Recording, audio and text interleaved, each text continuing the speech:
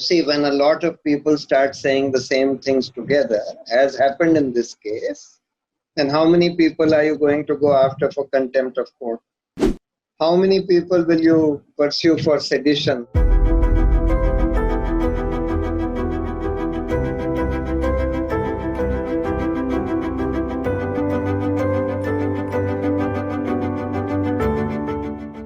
Because my reply affidavit was read by a lot of people. So the judiciary certainly came into focus because of this controversy.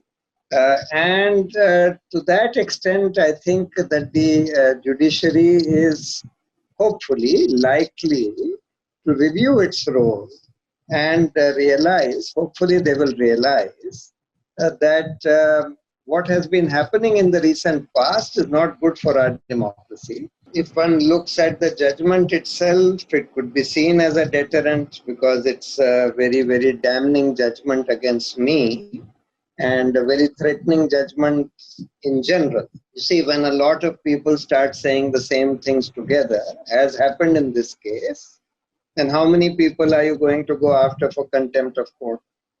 How many people will you pursue for sedition? I mean, sedition is also something which is being used to stifle free speech of people who are criticizing the government or speaking out against what's going on.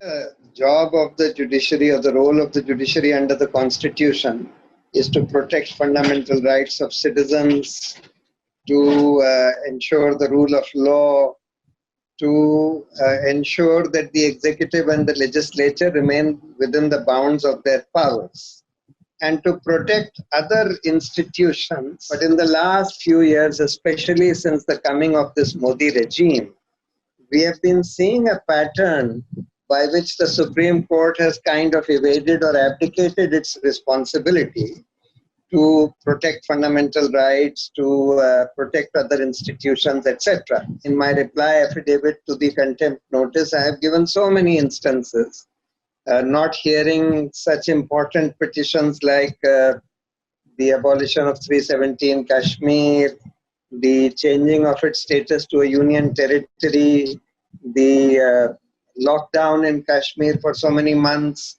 the police coming and beating up students at Jamia, the police coming and or allowing gundas to come into JNU and beat up students. So those were all egregious violations, not just of the rule of law, but of the fundamental rights of citizens. And the Supreme Court should have intervened with great alacrity. On the other hand, they evolved a sealed cover jurisprudence by which they started inviting the government to give them information in a sealed cover, which is not even seen, which is not even on affidavit, not seen by anybody. And on that basis, judgments are being rendered.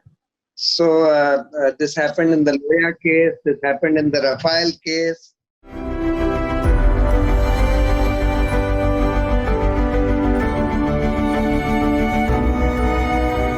And it was not as if I was itching to go to jail. I said, I'll pay the fine.